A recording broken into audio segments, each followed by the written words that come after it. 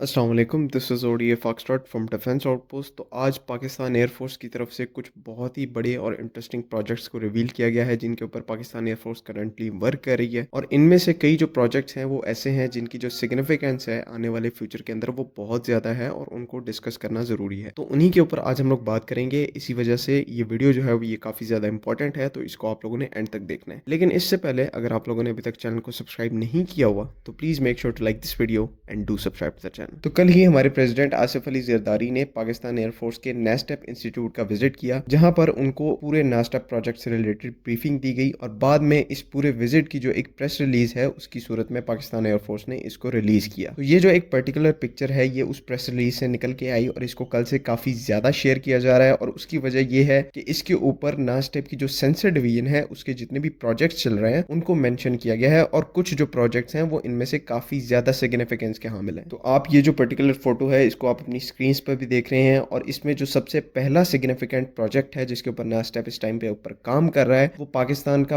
पहला indigenous passive radar system है, ground based radar system है जिसको नेस्टेप इस टाइम के ऊपर डेवलप कर रही है। अब पैसिव रेडार क्या होता है उसको समझ लेते हैं। देखिए, जनरली किसी भी रेडार सिस्टम के अंदर दो के करीब उसकी टाइप्स होती हैं। एक एक्टिव रेडार होता है, दूसरा पैसिव रेडार होता है। जिसमें जो एक्टिव रेडार होता है वो हाई इलेक्ट्रोमैग्नेटिक वेव्स को एमिट करता है जो कि किसी भी इनकमिंग आने वाले एयरक्राफ्ट से टकरा कर वापस आती हैं, जिसकी वजह से उस एयरक्राफ्ट की जो हाइट, उसका एल्टीट्यूड, उससे रिलेटेड तमाम जो इन्फॉर्मेशन है वो उस रेडार सिस्टम के अंदर फीड हो जाती है। मीन टू से कि एक्टिव रेडार को रेज को एमिट करना पड़ता है जिससे उसको आने वाले ऑब्जेक्ट हो, एयरक्राफ्ट हो या कोई भी चीज आसमान में उड़ रही है उससे रिलेटेड उसके पास जो डाटा है वो कलेक्ट होता है। इसके बरक्स जो पैसिव रेडार सिस्टम्स होते हैं वो किसी भी तरह की वेव्स को एमिट नहीं करते। लेकिन सवाल यहाँ पर यह पैदा होता है कि फिर वो आने वाले एयरक्राफ्ट को या फिर किसी भी चीज को डिटेक्ट कैसे करते हैं। इसमें बहुत ही सिंपल है कि जो भी एयरक्राफ्ट इनकमिंग होता है या कोई भी फ्लाइंग ऑब्जेक्ट होता है वो किसी ना किसी तरीके से कुछ ना कुछ एमिट कर रहा होता है अपने तौर के ऊपर। और आपको पता है आजकल हर एयरक्राफ्ट में ऑनबोर्ड कम्युनिकेशन सिस्टम मौजूद है जो कि रेडियो फ्रीक्वेंसी को खारिज करते हैं, उनको एमिट करते हैं। तो पैसिव रेडार सिस्टम जो होते हैं वो उन रेडियो वेव्स को डिटेक्ट करते हैं बगैर किसी चीज को अपने रेडार सिस्टम से एमिट किए हुए। जिसका जो अल्टीमेट एडवांटेज है वो ये है कि जो पैसिव रेडार है वो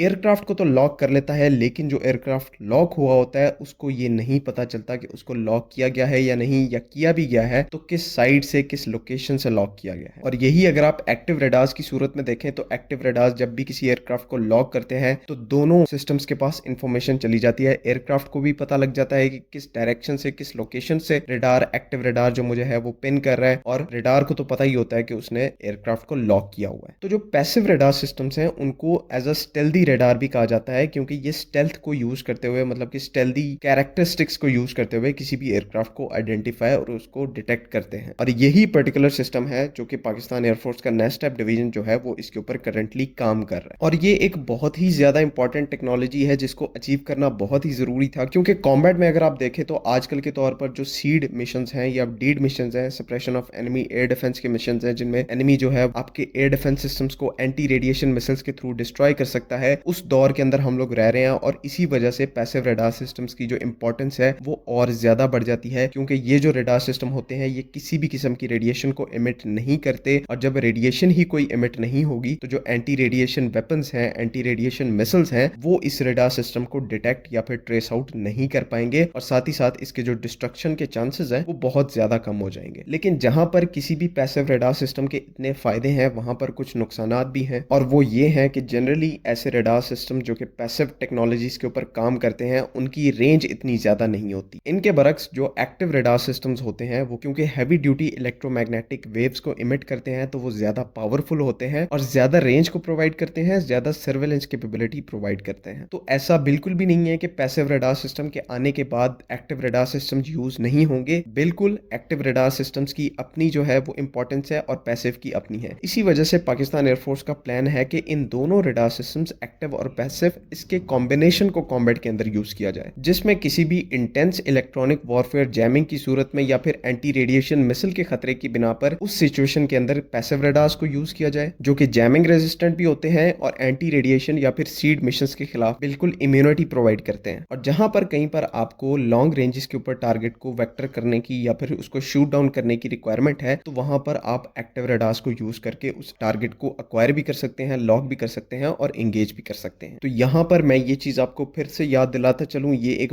बहुत ही बड़ी और अच्छी अपडेट है कि पाकिस्तान एयरफोर्स ने इंडिजिनसली इस रेडार सिस्टम के ऊपर, पैसिव रेडार सिस्टम के ऊपर काम शुरू कर दिया है। और सिंस ये पाकिस्तान एयरफोर्स और नेस्टैप का एक फ्लैगशिप प्रोजेक्ट है, तो इसके ऊपर जो काम है वो एक तो पहले से चल रहा है और अब इसके ऊपर काफी ज्यादा एडवांस स्टेजेस के ऊपर काम किया जा रहा है और जल्द ही इसको डेवलप और टेस्ट करके पाकिस्तान एयरफोर्स के इकोसिस्टम और पीएएफ का जो रेडार नेटवर्क है उसके अंदर इंटीग्रेट कर दिया जाएगा, जिसमें ये हमारे ground based long range surveillance radars और एयर डिफेंस सिस्टम्स के साथ मिलकर काम करेगा और आने वाले जितने भी कॉम्प्लेक्स एरियल थ्रेट्स हैं पाकिस्तान की एयर स्पेस को, उनको इफेक्टिवली टेक ऑन करेगा। आज के लिए बस इतना ही। इस पर्टिकुलर टॉपिक से रिलेटेड और भी अपडेट्स हैं, लेकिन उनको हम कल की वीडियो में डिस्कस करेंगे। अगर किसी के कोई क्वेश्चंस हैं, क्यूरीज हैं, तो काइंडली कमेंट्स में जरूर पूछें। बाकी अगली वीडियो तक के लिए अल्लाह हाफिज। पाकिस्तान जिंदाबाद।